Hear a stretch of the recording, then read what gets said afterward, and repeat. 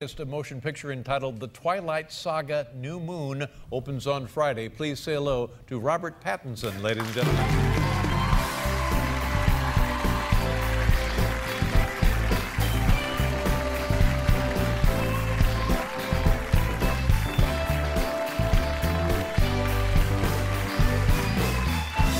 Welcome to the show. Everybody tells me that wherever you go, bedlam ensues and people go crazy and they chase you around and it's berserk. Is that a fair assessment of what happens in your life these days?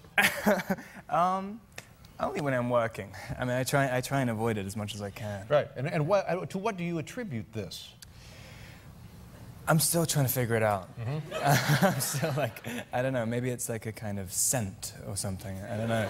But like people are kind of, I don't know, people are so, like, have such a passion for these books and stories. Sure. But did you have, how many films have you been in altogether?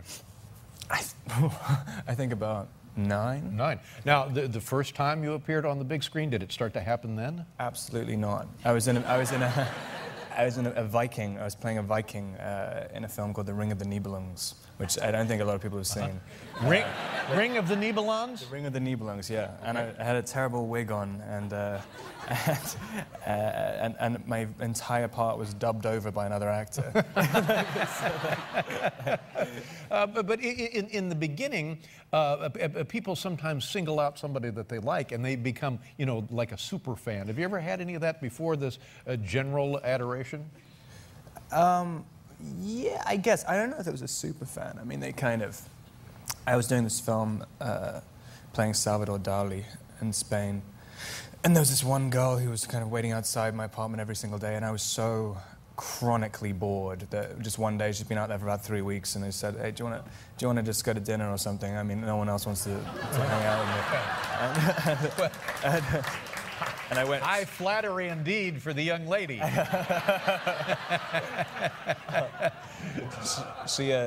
parents had a restaurant. She took me to the restaurant. Oh, and, that's nice. Yeah, and I kind of complained about everything in my life for about 2 hours. And then she gave me the bill at the end. Right. I had to pay for it. And then was never back outside my apartment ever again.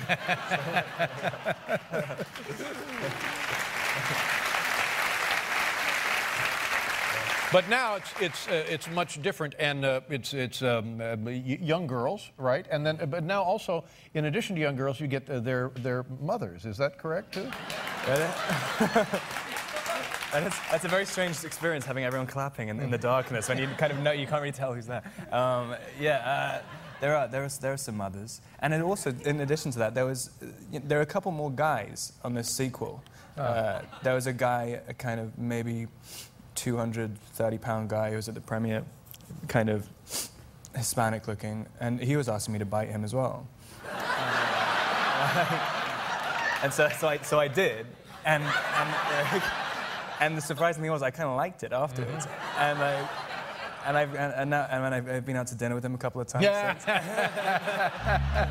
But the phenomenon of biting. So they show here, bite me, but strictly speaking, that's not healthy, especially with the swine flu going around. I mean, and the swine flu is the least of it, honest to God.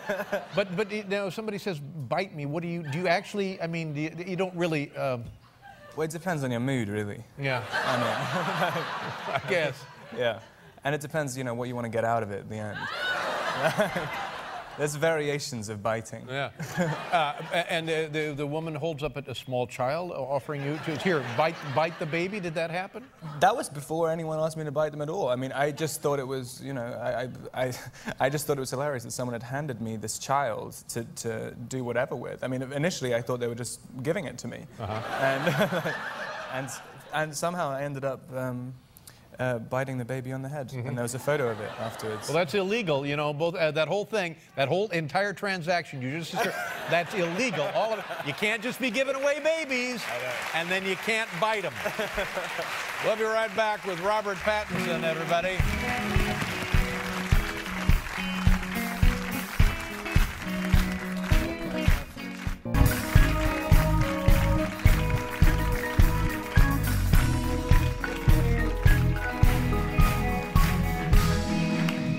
nice picture right here. This is you and Kristen Stewart. Is that correct? Mm-hmm. And you're actually you're dating her. Is that? Am I right about that?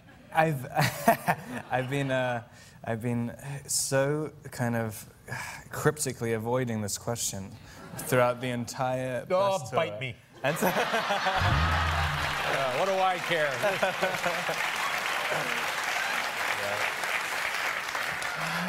What can you tell me about this best black dresses? What do you know about that? You're from London, is that correct? Went to school there? Yes. Yeah. And started acting early. Is that when it happened? Early-ish, like 16, I think. Yeah. And do you do an American accent? You have to do an American accent, right? Yeah. And how do you do that? I don't know. My American accent's so strange, and a lot of people say I'm not even doing one anyway in the movies. I mean, it's kind of, I don't know. It just seemed like the voice that comes out when the first time you read the script, and I'd never really gone to a dialect coach or anything. Really? But the key to it, everything gets flattened out in an American accent, doesn't it? Yeah. It's true, and it's quite, so it makes it a little bit more difficult to, well, for me anyway, to kind of emote more. It's quite difficult to, I find it difficult to shout. Yeah, I think it would be odd to act with a different accent than your own. It does. Usually, it makes you feel, having an American accent makes you feel like you're in a movie more. Whenever I speak in English, I always feel like I'm kind of pretending. Although the American perspective, I think you hear that British or English accent, and you really think, ooh, now there's an actor. You know what I mean? Oh yeah, I think so. Yeah. It's funny because there's so many more English people in LA since the first time I've gone there. I mean, it's unbelievable. Yep. Every year there's 50 times as many. Now why is that, do you suppose? A lot of Australians also. I wish they'd knock that off. I don't know. I mean, it's strange because I mean, I can understand where they come from England because there are no jobs in England. There's no film industry, so that's why they go over there. Have we heard your American accent? And were you using a little of it in there or not? Right now? No, this is mine. This is my American accent. Yes, that's it. That's it. What is yours? Mine's like sidewalk. Like candy. Candy. Candy. Candy's always the key word. Now this movie is going to be enormous. Don't you think it's going to be huge? And the novels and the young girls and the vampires. Can anybody explain that? I certainly can't. I mean, I've kind of. I've been asked it so many times, like, what is the appeal? Did you ever see it being so successful? Right. I never did. I mean, I always try to look at the negative aspects of a character when you're playing them, and so I've never seen him as Edward as this ideal man who would be, you know, it's all about Edward and Bella's relationship being this perfect relationship, and I've kind of never seen why it is really. Well, I'll tell you my own experience with this, and maybe it's universal, maybe it's not. I was alone one time in a house way out west, and I was awakened in the middle of the night by something shooting around my head, and I turned on the lights, and it was a bat. And I'm telling you, I thought it was creepy that a bat was flying around, and I can imagine what a 16-year-old girl would think of a bat flying around in her bedroom. I would think she would think that would be creepy as well. So, you know, add that up for me. I guess. I mean, I wish I could think of a relevant point to that, but I mean, it's kind of. Yeah. Well, we don't have that kind of time, but I appreciate the attempt nonetheless. Let's show a clip. You know what we're going to see here, Robert?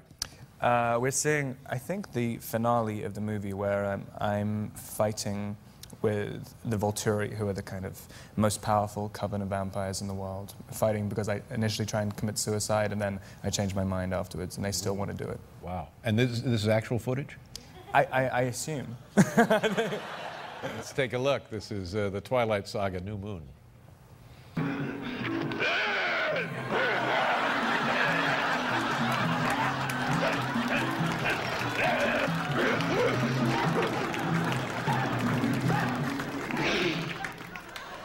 Wow.